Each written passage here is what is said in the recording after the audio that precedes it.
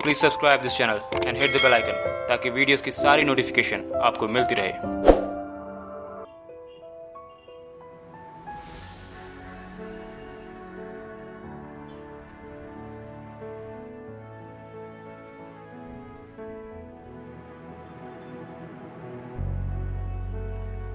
Hello. तो अब केव की ओर जाना है, बादामी केव्स के। वहाँ पे 4 केव्स हैं, तो वहाँ पे देखना है। और अगर आपको केव जाना है तो आप मेन रोड से भी जा सकते हैं। और फिलहाल जब मैं इधर गया हुआ था, यहाँ पे अगस्त मुनि का लेक है, उनके नाम से लेक है। और ये रहा म्यूज़ियम और मंदिर, जो कि भूतनाथ मंदिर। 2 यहाँ पे मंदिर हैं। और उसी म्यूज़ियम के बगल में ये ऊपर आपको सीढ़ियाँ मिल जाएंगी, तो आपको फोर्ट मिल जाएगा। ये तकरीबन 1 किलोमीटर दूर है आपके बस स्टैंड से, और लगभग 5 किलोमीटर दूर है रेलवे स्टेशन बादामी के। तो मैं हूँ फ़िलहाल बागलकोट ज़िले में, और बादामी छोटी सी एक तालुका ही समझ लीजिए, यानी ब्लॉक। और यहाँ पे है बादामी चालुक्यों की राजधानी, मतलब थी। और यहाँ पे उन्होंने काफ़ी सारे मंदिरों का और पुराने जो किले थे, जिनके ऊपर बाद में टीपू सुल्तान ने अपने किले बनवाए। तो यहाँ पे मंदिर के अवशेष आपको काफ़ी सारे मिल जाएंगे। मुख्य मंदिर यानी भूतनाथ का मंदिर अभी भी यहाँ पे है। और भूतनाथ मंदिर वैसे 2 पार्टों में है। एक पार्ट जो है वो भूतनाथी कहलाता है, दूसरा पार्ट मल्लिकार्जुन कहलाता है। तो अब हम लोग जाने वाले हैं यहाँ। ये और ये रहा अगस्त मुनि का लेक। तो जैसा एक महाशय ने बताया था, मैं यहीं पे बैठा हुआ था अभी थोड़ी देर पहले ही। मैं यहाँ पे एक्चुअली बैठा हुआ था, तो एक महाशय ने बताया कि यहाँ से भी रास्ता है अगर आप जाना चाहें तो, क्योंकि टिकट लेना है तो इधर से भी जा सकते हैं, और मेन रोड से भी रास्ता है। इधर से शॉर्टकट पड़ेगा। तो मैं सोचा चलो इस साइड से, यानी किनारे किनारे अगस्त मुनि के लेक के किनारे किनारे जो सीढ़ियाँ बनी हुई हैं, जहाँ पे बहुत से लोग कपड़ा धो रहे हैं, तो यहाँ से निकल के मैं वहाँ तक पहुँच जाऊँगा। और यहाँ से एक जो मैं पहले के वीडियो में दिखा रहा था मंदिर, भूतनाथ मंदिर, वो रहा द्रविड़ शैली का, मगर इसमें गोपुरम नहीं है। गोपुरम का कॉन्सेप्ट एक्चुअली में पल्लव द्वारा लाया गया था, पल्लवों के द्वारा। तो मंदिर के सामने मुख्य जो स्ट्रक्चर होता है उसके सामने एक बड़ा सा गेट रहता है, और 4 गेट रहते हैं। तो पल्लवों ने शुरू किया था, बाद में वो द्रविड़ शैली के मंदिर का एक निशान बन गया। यहाँ से रास्ता है केव के लिए, रास्ता है, निकल जाऊँ। Jumping jumping to high.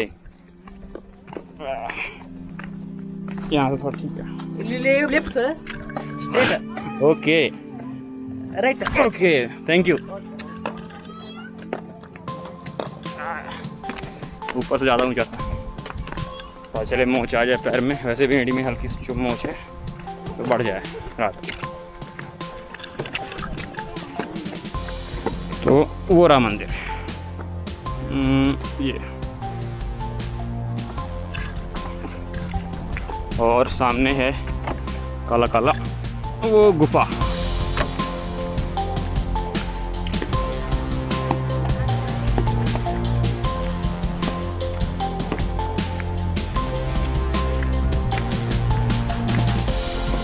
Hello sir, केव के लिए रास्ता, केव ठीक है, थैंक यू।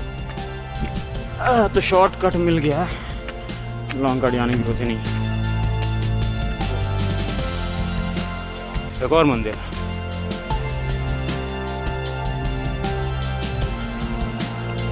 गाड़ी है।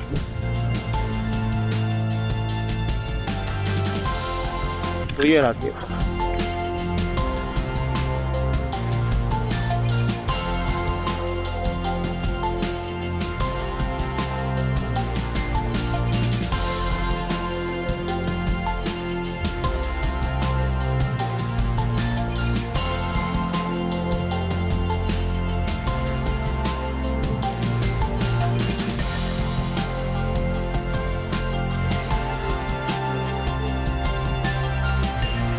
तो वेलकम टू बादामी केव्स। तो हम लोग जैसे एंट्री करते हैं, वहाँ पे बगल में राइट साइड आपको टिकट काउंटर मिल जाएगा। तो 25 रुपये टिकट है, और वीडियोग्राफी करनी तो 25 रुपये, तो काफ़ी सस्ता है एक्चुअली। इंदौर की जब म्यूज़ियम में गया था, उसमें 400 रुपये वीडियोग्राफी का था। तो एक तरह सस्ता ही है, बढ़िया है। और पहले ही केव में एंट्री करते हुए पहला केव मिल जाएगा। तो फर्स्ट केव के विषय में थोड़ा बहुत जानकारी ले लेते हैं। तो अभी जस्ट पीछे मेरे बादामी केव यानी केव नंबर 1 है। और जब आप केव नंबर 1 में आएंगे तो सबसे पहले आपको दिखेगा ये 60 बाई 70 का बरामदा, और सामने है सीढ़ियाँ, और सीढ़ियों के चढ़ने के बाद नीचे जो आप देख रहे हैं ये सब एक्चुअली में गण हैं। सबके चेहरे एक्चुअल में घिस गए हैं। और यहाँ पे जो आप गड्ढे देख रहे हैं ये सब पानी की बूंदें हैं। ये पूरा अलग अलग स्ट्रक्चर बिल्कुल नहीं है, पूरे के पूरे एक पहाड़ को काट के बनाया गया। सबसे पहले दाईं तरफ जब आप चढ़ेंगे तो शिव जी की प्रतिमा आप देखेंगे। ये एक्चुअली में शिव जी हैं जिनके कुल मिला के 18 हाथ हैं और ये तांडव कर रहे हैं। नीचे साइड बगल में उनके दाएं तरफ नंदी जी हैं ये, और बाएं तरफ गणेश जी, और बाकी इनके 18 हाथों में अलग अलग शस्त्र और बाकी चीज़ें हैं। तो ये एक कॉस्मिक डांस है और थोड़ा सा ये क्रैक कर गया है। खैर अंदर अगर आप देखेंगे तो यहाँ पे भी गढ़ बने हुए हैं और यहाँ पे गणेश जी जस्ट बगल में है। तो जो दाएं तरफ मूर्ति है शंकर जी की नटराज वाली, जे वाली, उसके जस्ट पीछे यहाँ पे काविंग की गई है महिषासुर मर्दिनी की। ये नीचे आप देख रहे होंगे, नीचे आपको दिख रहा होगा यहाँ पे जस्ट उनके बाएं तरफ गणेश जी हैं, नीचे एक भैंसा है। एक्चुअली ये महिषासुर है, तो ये भैंस को मार रही हैं। वो भैंस एक्चुअली है नहीं, वो एक्चुअली महिषासुर है। और बाकी ऊपर देवी देवता। जस्ट उसके बगल में यहाँ पे अर्धनारीश्वर का एक रूप है। तो यहाँ पे अर्धनारीश्वर आप देख रहे होंगे। तो ये हैं शंकर जी और ये हैं पार्वती जी, और ये हैं भोलेनाथ, और ये हैं भृंगी ऋषि। तो भृंगी ऋषि का थोड़ा ध्यान देखिएगा, ये हड्डी हड्डी आपको दिख रहा होगा। ये हड्डी हड्डी पूरा पैर, ये पैर, ठीक है। वो बाकी ऊपर देवी देवता। तो कहानी ये है कि भृंगी ऋषि पहुँचते हैं, पूजा करने लगते हैं भोलेनाथ की। परंतु होता ये है कि नोटिस करती पार्वती जी कि भृंगी ऋषि जो हैं सिर्फ और सिर्फ शंकर जी की पूजा कर रहे हैं, हमारी तो पूजा कर ही नहीं रहे हैं। तो इस बात को नोटिस करती हैं। जब भृंगी ऋषि भोलेनाथ का चक्कर लगाने लगते हैं, पार्वती जी जाके शंकर जी की गोद में बैठ जाती हैं। तो अब भृंगी ऋषि परेशान कि मैं तो शिव जी के चक्कर लगाने आया हूँ, उनकी पूजा करने आया हूँ, पार्वती जी की नहीं, अब ये तो गोद में बैठ गई, अब क्या करूं। तो करते ये हैं कि बन जाते हैं मधुमक्खी और उनके बीच से निकल के फिर पूजा करने लगते हैं। अब इस बात से पार्वती जी गुस्सा हो जाती हैं, लेकिन कुछ कहती नहीं है, कुछ करती नहीं है। शंकर जी करते ये हैं कि पार्वती जी के साथ मिल के वो अर्धनारीश्वर ले लेते हैं रूप। जब अर्धनारीश्वर ले लेते हैं तो एक तरफ उनका शक्ति का रूप होता है और एक तरफ शिव का। तो अब भृंगी ऋषि और परेशान, तो करते क्या है, उनके सर से आधा चक्कर लगाते हुए पैर तक जाते हैं और वो अपना चक्कर कंप्लीट करते हैं। तो अब ये सब देख के पार्वती जी और भी ज़्यादा गुस्सा हो जाती हैं और दे देती हैं श्राप। हिंदू धर्म में देखा जाए तो शरीर जो है वो ठोस तत्व से बनता है, यानी शरीर में जो हड्डियाँ वगैरह हैं वो पुरुष की देन है, और शरीर में जो मांस है और ब्लड है वो महिला की देन है। तो महिला वाली शक्तियाँ पार्वती जी भृंगी ऋषि से छीन लेती हैं, इसलिए वो यहाँ पे हड्डियों के रूप में दिखते हैं। परंतु ज़्यादातर खड़े नहीं हो पाते वो। अब वो खड़े नहीं हो पाते हैं तो इसमें माफ़ी मांगते हैं पार्वती जी से, और क्षमा जब मांगते हैं तब शंकर जी उन्हें माफ़ कर देते हैं। काफ़ी दयालु रहते हैं, इसीलिए काफ़ी सारे जो वरदान हैं राक्षसों को वो शंकर जी और ब्रह्मा जी देते हैं, और शंकर जी को मनाना काफ़ी आसान रहता है, सब जानते हैं। तो उनको एक एक्स्ट्रा पैर देते हैं, तो एक ट्राइपॉड की तरह वो खड़े रहते हैं। तो यहाँ पे जो आप देखेंगे उनके ये जो वाला जो पैर है ये उनको देते हैं, तो 3 पैर हो जाते हैं उनके और वरदान से, और वो ट्राइपॉड से टिक के खड़े हो जाते हैं। शंकर जी उनको बोलते हैं कि तुम्हें मैं वापस कर देता हूँ, पार्वती जी से बात करके उन्हें कन्विंस करके कि भाई चलो ठीक है, उनको वापस से उनके मांस को और खून को उनके शरीर में लौटा दो तो ज़्यादा अच्छा है। पार्वती तैयार रहती हैं, लेकिन भृगु ऋषि बोलते हैं कि मुझे माता ने श्राप दिया है और मैं इसे पूरी उम्र तक प्रसाद के रूप में रखूँगा, तो वो हमेशा के लिए हाड़ मांस का बन जाते हैं। मगर क्या आता है, शंकर जी थोड़ा दयालु रहते हैं तो एक और पैर देते हैं, चलो कम से कम टिक के खड़े तो हो पाओगे एटलीस्ट। अच्छा, ये जो पिलर हैं कुल मिला के 4 बने हुए हैं, 1 2 3 4, इस तरह से 4 4 4 4 कुल मिला के 3 कॉलम हैं, तीनों में 4 4 पिलर्स। और ये रहा इसका नमूना, सिर्फ हथौड़ा और सिजल यानी हैमर और सिजल से बनाए गए और बिल्कुल परफेक्ट कार्विंग, एकदम झकास। एंट्रेंस में ही आप अगर जैसे कि वो शंकर जी नटराज रूप है, वैसे यहाँ पे भी द्वारपाल के रूप में नटराज तो नहीं है लेकिन शंकर जी हैं। यहाँ पे त्रिशूल उन्होंने लिया हुआ है, तो द्वारपाल के रूप में शंकर जी बाईं तरफ और दाएं तरफ वहाँ पे तांडव करते हुए शंकर जी।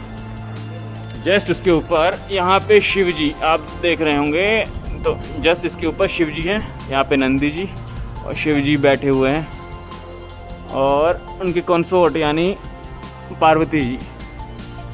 और यहाँ पे पूरा कार्विंग किया गया है। यहाँ पे जितने भी ऊपर सपोर्ट के लिए जो पुराने घर हुआ करते सपोर्ट के लिए पूरा ढांचा बनाया जाता था, लकड़ी का, लोहे का, लेकिन यहाँ पे पत्थर का बनाया गया और ये कार्विंग पूरी पत्थर की है। और यहाँ से पानी जब टपकता है तो टपकते टपकते 1500 सालों में गड्ढा कर दिया। ये सब प्राकृतिक तौर से बना हुआ है। अच्छा, इनमें जो बाएं तरफ शंकर जी हैं तो नॉर्मल मुद्रा में आप खड़े हैं, कुछ खास ऐसा लग नहीं रहा है, लेकिन जस्ट उनके नीचे आप देखो, यहाँ पे 2 पर्टिकुलर एनिमल्स का स्ट्रक्चर बना हुआ है। एक इधर साइड अगर मैं इसको ऐसे ढक दूँ तो ये नंदी जैसा यानी बैल जैसा दिखेगा, और अगर मैं ये साइड ढक दूँ तो हाथी जैसा दिखेगा। ये उसकी सूंड हो गई, सूंड, और ये कान हो गए, ये दांत हो गए। ऐसे ढक दूँ तो सींग हो गया, ये नंदी का सींग हो गया, नंदी का मुंह हो गया, और ये उसकी सींग हो गए। तो 2 जानवर हैं और एक सर है। तो एक समय में WWE के कार्ड्स मिला करते थे इल्यूजन वाले, जिसमें जॉन सीना कभी हाथ ऊपर करके रखता है, अगर थोड़ा टेढ़ा कर दो तो हाथ नीचे कर दो। और जस्ट एंट्रेंस के बाद अंदर आओगे तो ऊपर जो सीलिंग है उसमें भी कार्विंग है। कैसे जो फोकस है मेरा ज़्यादा अच्छा नहीं है। और ये रहे नंदी महाराज, जिनको थोड़ा बहुत खंडित कर दिया गया। तो कुल मिला के देखा जाए तो यहाँ पे हरिहर की मूर्ति है, महिषासुर मर्दिनी की मूर्ति है और अर्धनारीश्वर की मूर्ति है। सामने जस्ट भोलेनाथ। तो ये रहा गर्भगृह जस्ट मेरे पीछे। पूरा का पूरा कमरा बनाया गया है पत्थर को काट के, आज से 1500 साल पहले।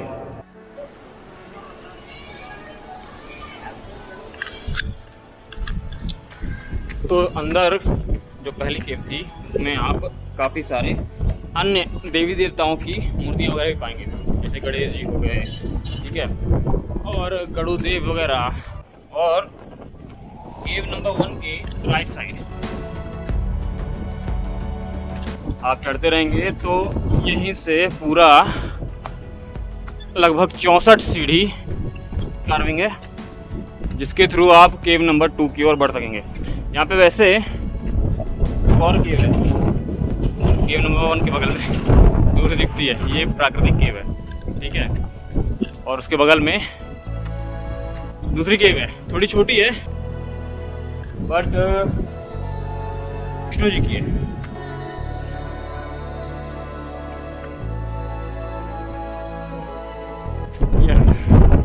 यहाँ पे नीचे वो बाकी गण दिखेंगे कि पूरे बेस प्रोटेक्ट कर रहे हैं, भर के रखे हुए हैं। ये पूरा बेस है और ये केव विष्णु जी को डेडिकेटेड है।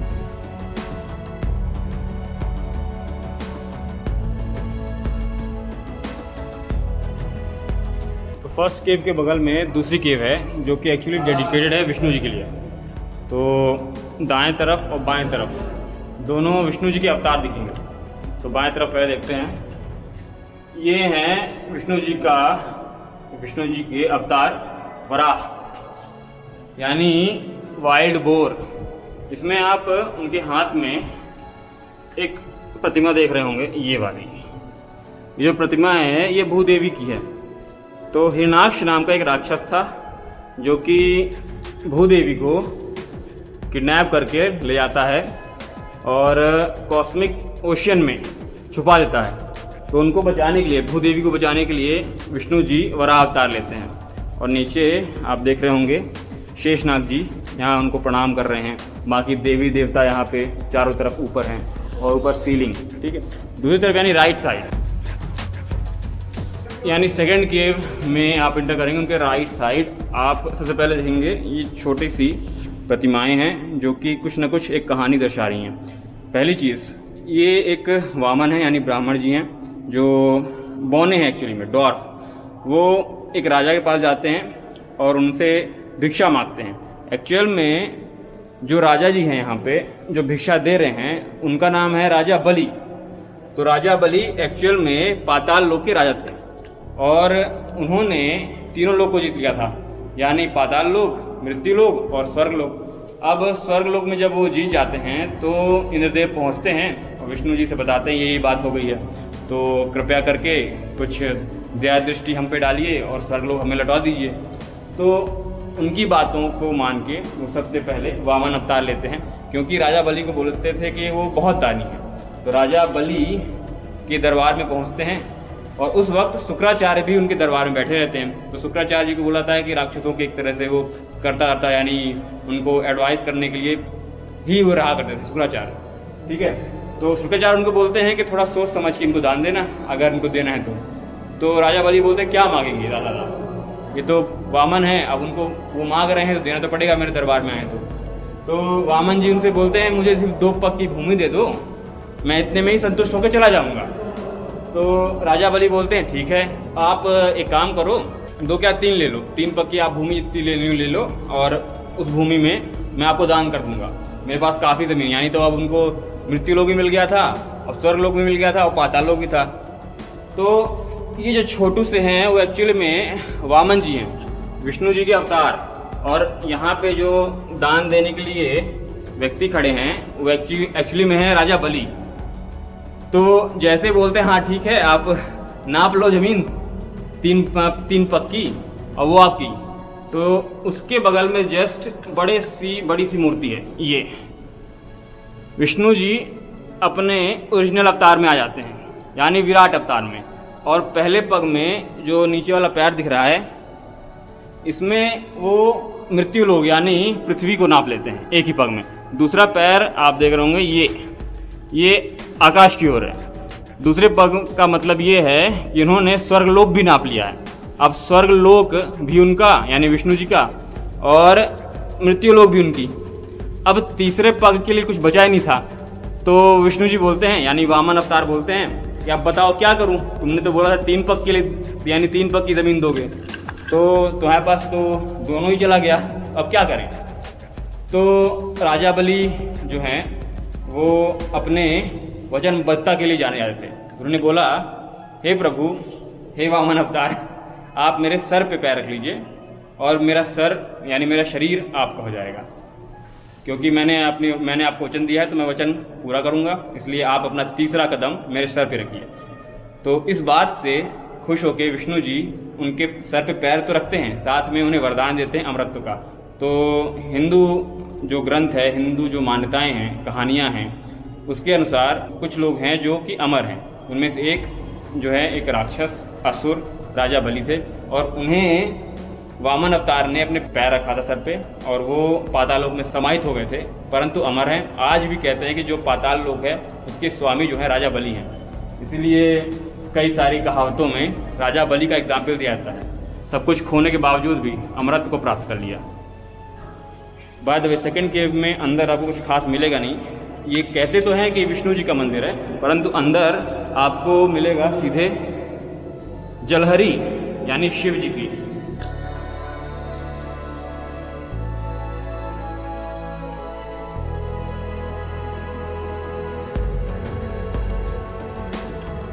परंतु इसमें शिवलिंग नहीं है।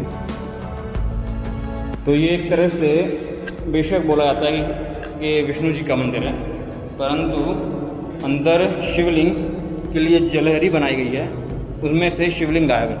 खैर, अंदर दोनों ही जो अवतार हैं विष्णु जी के, एक वराह अवतार और उधर वामन अवतार, उनके जस्ट ऊपर आप स्वास्तिक के चिन्ह पाएंगे, ऊपर चक्र और स्वास्तिक।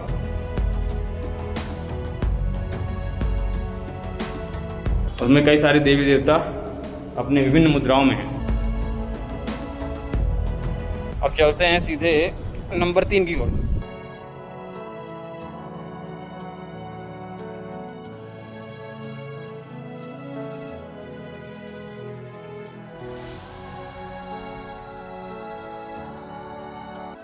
तो उसके बगल में जस्ट ये रहा केव 2 और यहीं से बगल में सीढ़ियाँ हैं। तो यहाँ से प्राकृतिक तौर पे केव बनी हुई है। ये केव नंबर 3 नहीं है, ये केव नंबर 3 और 2 के बीचों बीच वाली प्राकृतिक केव है। इसके अंदर भी काफ़ी सारे स्ट्रक्चर बने हुए हैं। थोड़ा पत्थर तो बड़ा चिकना है यार, पता चले कि फिसल के गिरे भद्द भद्द।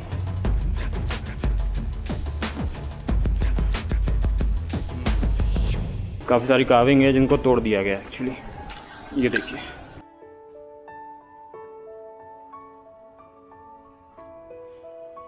यहाँ छोटे से गणेश जी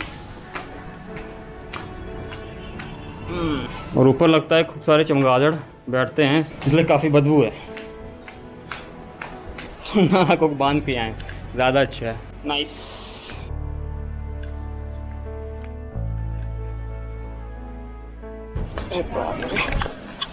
चिकने पत्थर है।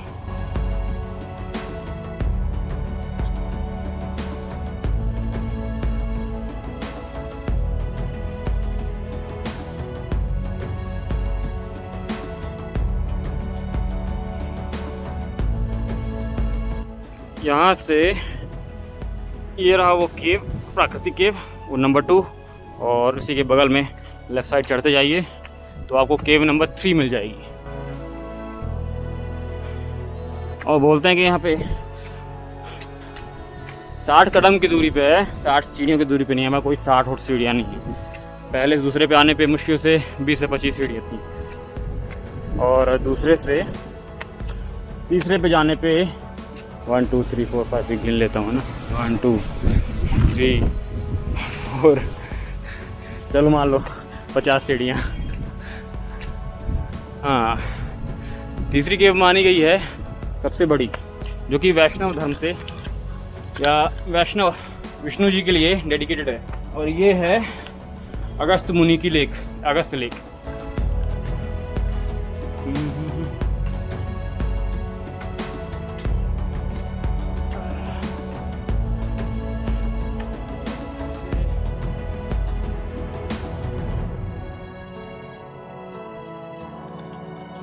तो ये है तीसरी केव, और ये जो केव है इसे बताया गया है कि पूरी तरह से डेडिकेटेड है विष्णु जी के ऊपर, और सत्य भी है, क्योंकि यहाँ पे जितनी बड़ी बड़ी मूर्तियाँ बनाई गई हैं, कार्विंग की गई है पूरी तरह से विष्णु जी की। जैसे कि पहले वामन अवतार के विषय में जो सेकंड केव में बताया गया था, इसमें ये देखिए यहाँ पे राजा बलि हैं, परंतु यहाँ पे जो एक वामन अवतार की मूर्ति बनी हुई थी सेकंड वाले केव में, वो एक्चुअली खंडित कर दी गई है। लेकिन जो विशाल अवतार है उनका, वो अभी भी है, यानी एक पैर भूलोक पे, एक स्वर्गलोक पे और पाताल लोक पे पहुंचने वाला है। दूसरा है उन्हीं के बगल में, यानी राइट साइड, ये रहा उनका नरसिंह अवतार। ये बाकी नॉर्मल अवतार हैं विष्णु जी का इस साइड, और ये नरसिंह अवतार, ये काफ़ी बड़ा तीर है, तो मिला के 10 से 12 फीट की है। और उसके जस्ट अपोजिट में ये नॉर्मल,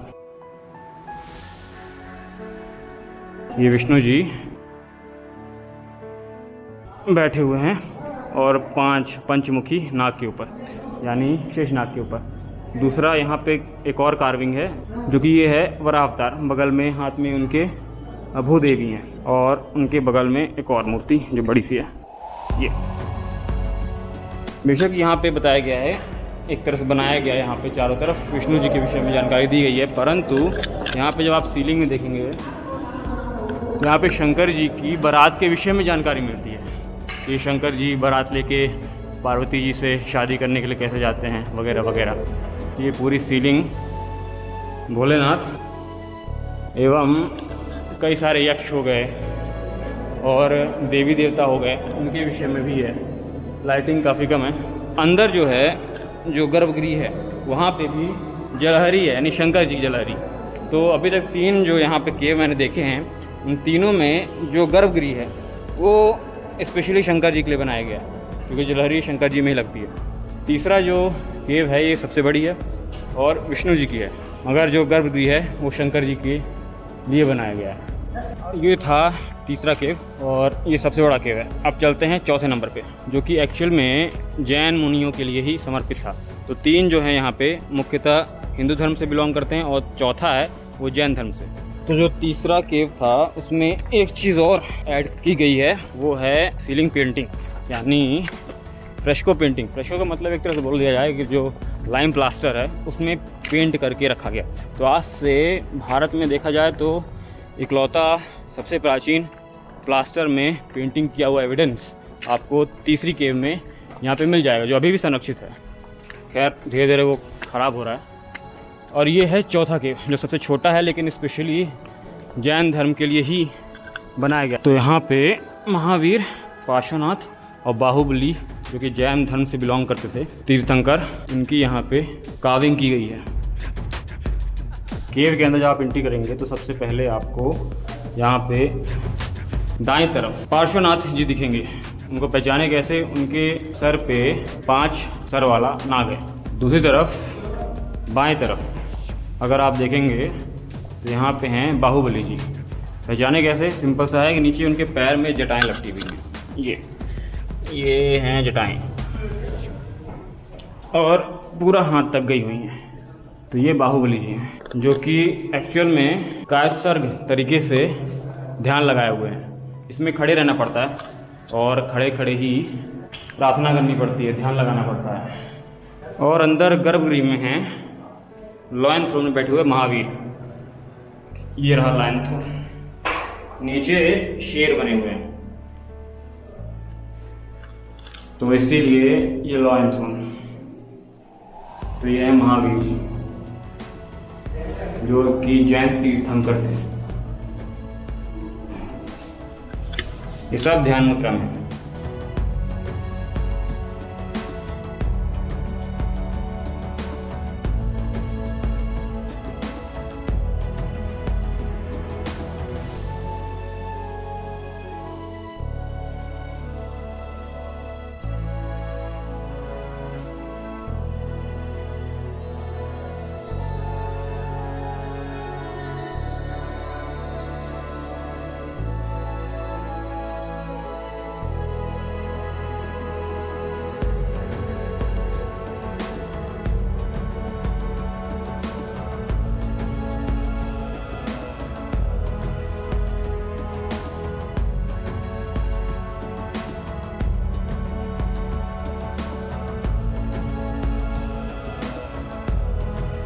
तो बादामी केव का टूर हो गया पूरा और अब निकलना है मुझे रेलवे स्टेशन। होप आपको ये टूर पसंद आया हो। तो मिलते हैं नेक्स्ट विजिट में। तब तक अपना अपने परिवार ख्याल रखिए। जय हिंद, जय भारत।